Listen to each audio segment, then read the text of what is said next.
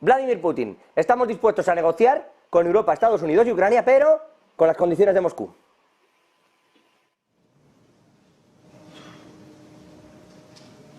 С точки зрения исторических перспектив и стратегических интересов российского государства, даже через 10, через 15 лет это неприемлемо. И напугали, вот, злобная Россия вам угрожает. Мы же понимаем, что Россия не собирается воевать с Европой. Да мы и сейчас не собираемся.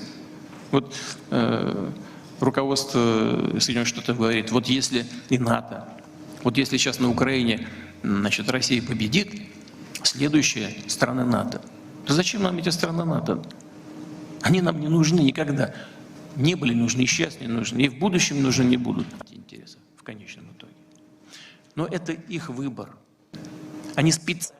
Dice, nos arrastraron deliberadamente a este conflicto, presionando con la puesta en marcha de países de la OTAN excesivamente cercanos a Rusia, y dicen, porque está hablando, dice, aquí la dirección se ha conectado, está hablando ante los mandos militares de Rusia, y efectivamente le han dicho, es que desde Europa trasladan la impresión, dicen, de que tras Ucrania irá algún país de la OTAN. Y dice textualmente, como estaban viendo ustedes ahí en esa traducción, nosotros no queremos ir a un país de la OTAN, ¿para qué los necesitamos? Ha dicho, nosotros, eso no está en nuestro futuro. Y sí que lo estaba Ucrania, y ojo, porque desliza el hecho de que hace 10 o 15 años ha dicho que el asunto de Ucrania está sobre la mesa entre Europa y Rusia. No sé hasta qué punto esto, bueno, pues habla también de si la operación especial venía gestándose desde antes, así llamada desde Rusia, la invasión llamada desde Europa, pero no sé si venía gestándose o a qué se refiere Vladimir Putin cuando dice esto. Hay que recordar la vieja ya anexión de Crimea, porque igual también van por ahí los tiros, pero os traslado la pregunta, empezando por Fernando, si me permitís, Fernando, Eduardo, Emiliano. ¿A qué se refiere? Dice, estoy abierto a negociar, las condiciones son las de Moscú. Las condiciones de Moscú, Fernando seguro también les puede aportar más información, pero hay dos condiciones que son fijas. Una es el reconocimiento de los territorios que actualmente están anexionados y que tiene tomada la fuerza rusa como territorio de Rusia. Y dos, que Ucrania no será OTAN, país OTAN. Lo que quede de Ucrania, entiendo, en esa charla. Fernando. A ver, lo dejó muy claro en el turno famoso este maratoniano de preguntas y respuestas de Putin de 4 horas, y luego lo ha vuelto a decir aún más claro uno de los diplomáticos que está en Naciones Unidas. A lo que se le va a pedir en su momento a Ucrania es la capitulación, es decir, una rendición incondicional, no hay otra, que es a lo que se va. De hecho, ahora mismo Ucrania está en una situación fatal, de cualquier punto de vista que lo mires, con unos Estados Unidos que quieren desentenderse de Ucrania porque eso a la administración Biden es un problema para las próximas elecciones, con un ejército ucraniano muy debilitado, cada vez con más problemas de logísticos y sin reservas, que esto es fundamental, y bueno, y con una lucha política interna entre Zelensky y Zelensky que bueno, ya traspasa todo vamos, el ámbito público. Es decir, la última declaración del general Zelensky, refiriéndose a los micrófonos que le han puesto en la sala de reuniones que tenía, diciendo esto es una guerra. Los que me han puesto los micrófonos es una guerra. Es decir, Zelensky, vamos. Es decir, la lucha ya es fratricida.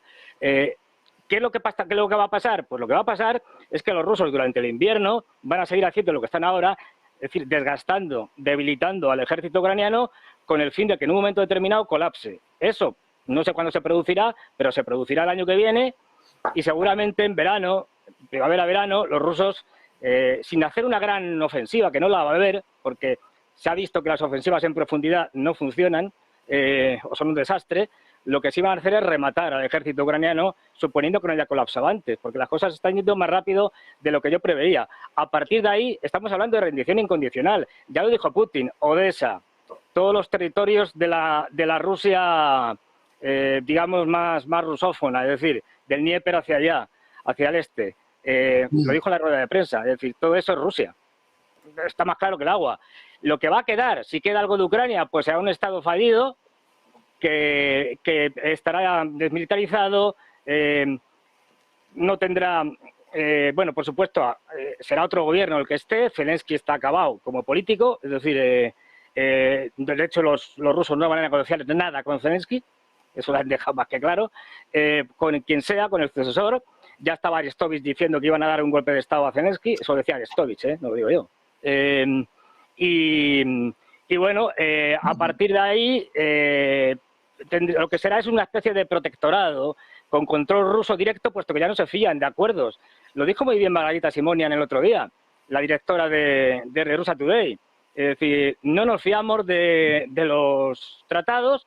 Firmar un tratado con Occidente no tiene sentido, da igual como si lo firman con sangre. Es decir, es que no nos da igual. No vamos a pasar por ahí. Es decir, lo que van a querer es garantías y garantías sobre el terreno. No descarto que pudiera haber tropas rusas, por lo menos durante un primer momento, en esa parte de Ucrania que quedará, para controlar que efectivamente el desarme y la destrucción del armamento, etcétera, se garantiza y que prácticamente no haya un ejército testimonial para los desfiles. Es decir, tenemos que tener, lo que vengo diciendo desde el principio, si es que Ucrania no podía ganar. Y porque está demostrando, Ucrania va a perder y va a perder a lo grande, es decir, con goleada. Era algo obvio y lo estamos viendo. Es decir, ya estamos viendo cómo los discursos van cambiando, como cada vez están saliendo en la prensa anglosajona más historias de soldados que están diciendo esto es un infierno, soldados ucranianos, están acabando con nosotros, la ofensiva que hicimos en el Dnieper, en la región de Gerson, es un desastre. De hecho, los rusos ya han tomado más de la mitad de lo que era la cabeza de puente ayer y antes de ayer. Esto es una matanza sin sentido, que lo es, no tiene sentido, es decir, ni militar ni ningún tipo, y ahora mismo lo que estamos viendo es una debilidad extraordinaria, tanto política como militar, de Ucrania. Esta es... Me vas a permitir, Fernando. Esta es una parte que tiene algunas obviedades y algunas... O sea, hay un poco mezcla de todo. Cosas que son obvias, que está pasando, y cosas que efectivamente trasladan desde la propia... Bueno, pues medios rusos, etcétera, etcétera. Hay una mezcla de lo uno, lo otro, y de la realidad que también vamos a ver cómo se compone. Por el lado occidental, le doy la palabra también a Eduardo y a Emiliano para que me digan la opinión que tienen de esto, pero me permitan agregar que Italia acaba de prorrogar la ayuda militar a Ucrania para todo 2024. En concreto, el ministro de Defensa, Guido Crosetto, ha dicho que Italia elige estar del lado de la libertad, de las naciones y del respeto del derecho internacional, y en línea con esa posición adoptada por los aliados de la OTAN y de la Unión Europea, por una paz justa y duradera. Y que, en este sentido, garantizan en forma de medios, materiales y equipos militares toda la ayuda prevista entre el 1 de enero y el 31 de diciembre de 2024. Gran Bretaña, o Reino Unido si lo prefieren, y Francia, que no son la misma cosa, pero desde Gran Bretaña han dicho: la invasión de Rusia y Ucrania va a fracasar. Para ser más precisos, desde el ministro de Exteriores de Reino Unido, David Cameron, y Catherine Colonna, que es la ministra de Exteriores de Francia, en una reunión que acaban de mantener, han terminado con una declaración en la que dicen: debemos hacer que la fuerza económica y el compromiso con Ucrania den resultados. Si podemos, no tengo duda de que vamos a garantizar que el presidente ruso va a perder, y es esencial que efectivamente pierda. O sea, están ya en un punto totalmente distinto, y además a más, y os traslado también, 15 bases de Finlandia, sitio en el que se va a acoger a tropas estadounidenses, lo cual sí que tiene particularmente soliviantado a una Rusia que comparte una gran frontera con Finlandia. Eduardo, Emiliano, al calor de todas estas sumas, de lo que dice Fernando y de esto, que claro, todo pasa por ser, ¿cómo evaluáis vosotros la situación? No, estás silenciado, creo, Eduardo. A ver. ¿Estoy silenciado? Ahora, fantástico, perdóname. Vale, de acuerdo. Creo que hay primero que reconocer el escenario. Hace poco tiempo falleció Kissinger con 100 años. Yo recuerdo un libro maravilloso que se llama Diplomacia, en el cual hacía un análisis histórico de cómo todos los grandes imperios y potencias habían buscado escenarios territoriales intermedios, países colchón, para no llegar a conflictos. Desde el caso de Bélgica entre Alemania y Francia en el siglo XIX, hasta el caso de los países del telón de acero, que servían para proteger a Rusia con un cierto grado de profundidad estratégica en encontrarse con el desastre del año 41, en donde se plantaron en muy poco tiempo más allá de donde esperaban, ¿no? Bien, esto es muy importante tenerlo en cuenta. Dicho esto, y que no es lo mismo que te coloquen un Estado aliado con un armamento sofisticado en tu frontera que tener un país de por medio, pues lógicamente Rusia salta. Si esto además se extiende a Finlandia, estamos hablando de Finlandia, que ha sido un país tradicionalmente neutral con Rusia, incluso gran parte de su armamento se lo compraba Rusia, las armas para su propia defensa, iba un poco por libre. Incluso hay ejemplos de penetración en el gobierno de agentes del KGB, quiere decir que su postura siempre trató de ser equidistante de alguna manera entre Oriente y Occidente. Bien, dicho esto del escenario, yo creo que el hecho de que Putin haya dicho lo que ha dicho es porque se siente seguro para exigirlo. Es decir, si le estuvieran yendo mal las cosas no sería tan chulo. O sea, quiero decir, no diría quiero 2 cosas, y además lo deja muy claro, diría quiero 250 cosas para que haya una negociación que lleve meses. No, está diciendo vamos a acabarlo y quiero 2 cosas, que se me reconozcan los territorios rusófonos, las zonas con población rusa, ¿de acuerdo? Y que por otro lado Ucrania no se convierta en un país hiperarmado a no demasiados kilómetros de mi capital. Imaginemos que esta situación se diese en Cuba, ¿cómo se pondría? ¿No? En México, ¿no? Pues Estados Unidos diría, esto es inaceptable, ¿no? Pues pongámonos ahora en el lado de Rusia. Por los mismos motivos puede llegar a esas conclusiones. Yo creo, si tuviera que apuntar hacia dónde puede ser el escenario de futuro, que Rusia se va a quedar con los territorios que ha conquistado, los territorios rusófonos, la población rusa, que no lo olvidemos, durante muchísimo tiempo ha sido una población agraviada por Ucrania y por eso también se reaccionó de esta manera. No es que un día se levantó Putin y dijo vamos a invadir esto, ¿no? Sino que era una zona de conflicto histórica. Bien, esto es importante tenerlo en cuenta, se va a quedar con eso. Yo creo que Ucrania a lo más que puede aspirar es a tener unas condiciones económicas favorables. No creo ni siquiera que llegue a ser miembro de la Unión Europea, sino que estará como España cuando Piniés negociaba aquello en la ONU y Ullastres lo negociaba en Europa. Unas condiciones favorables, pero no eres parte de la familia, ¿no? Pero en lo que es en términos militares no te voy a dar nada. Te voy a decir lo mismo que le digo a muchos otros. Voy a garantizarte tu defensa. En el caso de que te ataquen, voy a ir con todo. Y esto me recuerda la famosa reunión entre también Kissinger y Le Duc Tho, el presidente de Vietnam, en donde le dijo, no te preocupes, nosotros nos vamos, pero si te atacan les vamos a tirar todo. Luego no tiraron nada y aquello lo invadieron, ¿no? Con lo cual, pues hombre, yo, si fuera Zelensky, temblaría un poquito, porque la fiabilidad de ese tipo de promesas de defensa a toda costa pues no se han visto históricamente reflejadas ni con voluntad ni con éxito. Bueno, de momento...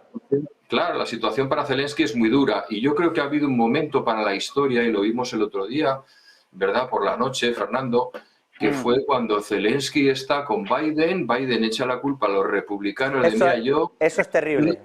No es por no ir, pero ir por ir es tontería. Y además es que resulta que estos señores Pero si quieres hablamos de Israel. Y Zelensky estaba ahí como Pilatos en el credo, quiero decir. ¿Qué hay de lo mío? ¿No? Pues yo creo que ese argumento de Biden os lo compré íntegro porque, y fíjense que ya siempre intento ponerle un contrapunto, da igual quién me diga qué, pero ese argumento de Joe Biden me pareció tremendo en la forma de dejar de ser presidente para ser solo demócrata cuando convenía. Eso fue una cosa terrible, la verdad, una cortedad a la hora de analizar una situación en la que él mismo ha metido, o su gabinete, a Zelensky y de la que ahora le dejan ahí como en una trampa para ratones. La verdad es que eso ha sido terrible, esa circunstancia ha sido terrible, porque Europa, se podrá decir lo que quieran y podrán tener razones o no, pero Europa sigue ahí, o sea, Italia sigue poniendo dinero, sigue aprobando el tal, Alemania igual, el otro, y no lo tienen. Quiero decir que es que Alemania no es capaz de producir municiones, y ahí sigue, y que se van a saltar misela de leyes y normas para que Ucrania entre en el proceso de adhesión, y están chantajeando ya a Hungría para que ni vote en el veto para meter a... O sea, Europa se podrá decir muchas cosas, y podremos analizar si todo está bien o mal, pero está poniendo, o sea, está diciendo hay que estar, y está. Pero lo de Blinken diciendo, me han dicho los republicanos, o sea, lo de Biden diciendo, Blinken, pues ya saben ustedes dónde se me va a mí la mano con el gobierno en Estados Unidos. Lo de Biden diciendo esto es culpa de los republicanos, eso fue una cosa tremenda. Emiliano, análisis de esta situación y después os pregunto un poquito qué se espera de Zelensky esta tarde. Sí. Bueno, yo espero que... soy un poco quizás más positivo que Fernando y que Eduardo, es decir, espero que esa situación de rendición total no se produzca, porque no solamente afectaría a Ucrania, sino que se podría extender a otras zonas próximas, en concreto Transnistria y Moldavia, que sería la siguiente en el objetivo, porque también hay población rusa mayoritaria y que hay que proteger, hay fuerzas militares irregulares apoyadas por Rusia y por lo tanto no acabaría ahí, sino que ya el siguiente paso, como Putin está un poco poseído por el espíritu de Stalin, pues ya seguiríamos continuando en la reconstrucción del imperio zarista. Entonces, yo creo que Europa va a seguir ahí, bien con préstamos bilaterales, si no se consigue aprobar finalmente los famosos 50.000 millones de la Unión Europea. Yo espero también que, a pesar de las dificultades políticas que se avecinan en Estados Unidos con las elecciones en noviembre, finalmente Biden consiga convencer a los republicanos de que va a meter más dinero en la frontera sur con México y que, por lo tanto, aprueben la famosa partida de los 61.000 millones de dólares para Ucrania y, por lo tanto, se pueda buscar un poco un cierto equilibrio económico y militar para que Zelensky al menos siga aguantando un poco la presión rusa.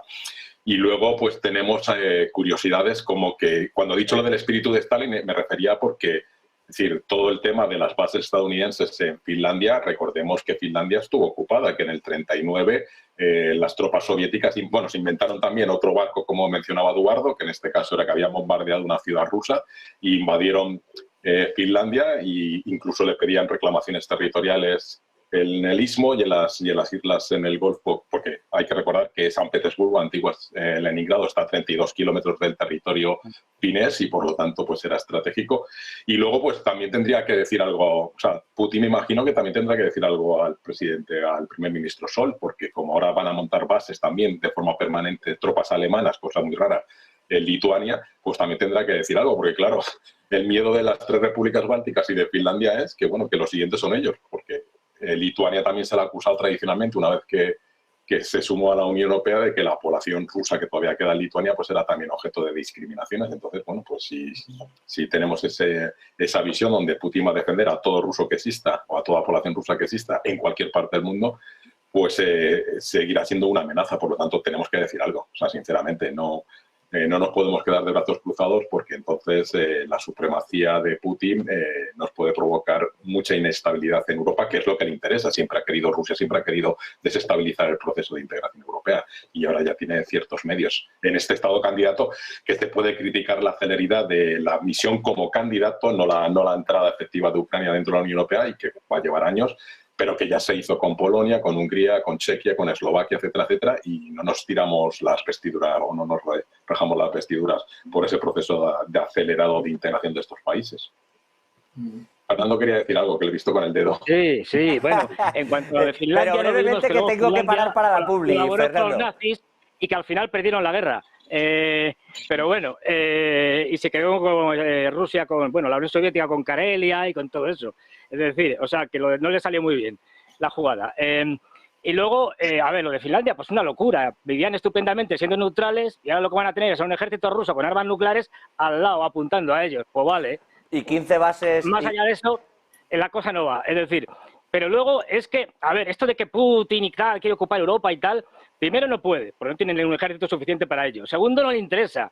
¿Pero qué le interesa a Putin? Un montón de países que están en decadencia, pero vamos, clarísima desde hace mucho tiempo. Que entre lo que quede de Ucrania en la Unión Europea le da igual, porque es un regalo envenenado. Vamos a estar pagando aquí una reconstrucción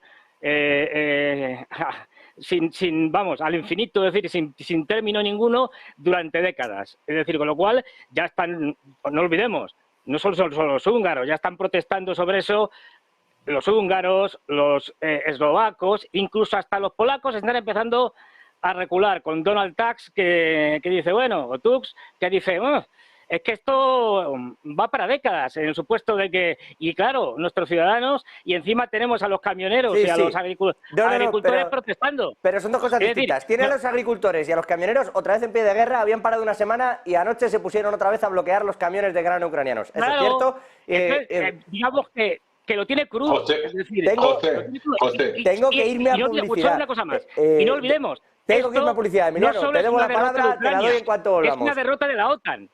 Fernando, importante. me aguardas un segundo. 2 minutitos. Vale, Paro vale. y regresamos con Emiliano.